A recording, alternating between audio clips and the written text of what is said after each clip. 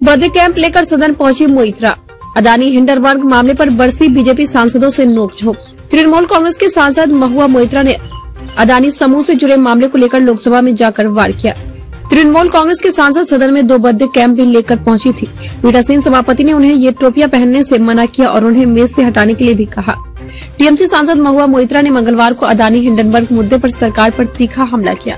उन्होंने उद्योगपति गौतम अदानी का नाम लिया बिना कहा कि एक मशहूर शख्सियत जिसका नाम ए से शुरू होता है और आई पर खत्म होता है वे अडानी नहीं है।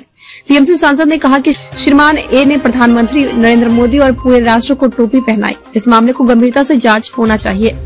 उन्होंने राष्ट्रपति के अभिभाषण पर धन्यवाद प्रस्ताव पर चर्चा में भाग लेते हुए सरकार को भी जमकर घेरा।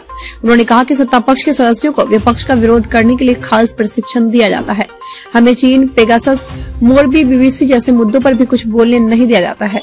हमें तो प्रधानमंत्री का नाम तक नहीं लेने दिया जाता है। उन्होंने उद्योगपति गौतम अदानी का नाम लिए बगैर उन पर परोक्ष रूप से निशाना साधा। उन्होंने कहा कि अब जब भारत दुनिया की तीसरी सबसे बड़ी अर्थव्यवस्था बनने की ओर बढ़ रहा है, ऐसे में देश की साख दांव पर है। सरकार को इस मामले में पूरी तरह जांच करानी चाहिए। महुआ मोइत्रा ने कहा कि प्रधानमंत्री जी श्रीमान ए ने आपको टोपी पहनाई है, वित्त मंत्री जी उन्होंने आपको भी टोपी पहनाई है, उन्होंने पूरे देश को टोपी पहनाई है। महुआ ने कहा कि वह 2019 से संसद में इस मुद्दे को उठाती आई है, लेकिन सरकार ने कोई ध्यान नहीं दिया। अब एक अंतर्राष्ट्रीय संस्था ने यह विषय उठाया है तो सबका ध्यान गया है। महुआ ने दावा किया है कि यह उद्योगपति प्रधानमंत्री के साथ उनके शिष्टमंडल में विदेश जाते हैं और खुद को प्रधानमंत्री के प्रतिनिधि के रूप में प्रस्तुत करते हैं।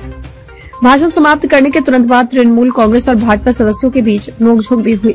भाजपा ने मोइत्रा पर आपत्तिजनक शब्दों का उपयोग करने का आरोप लगाया। सभापति ने भी इस पर आपत्ति जताई और सदस्यों से अपशब्दों से बचने का आग्रह किया। संसदीय कार्य मंत्री प्रह्लाद जोशी ने मोइत्रा से नैतिकता के लिए माफी मांगने को कहा।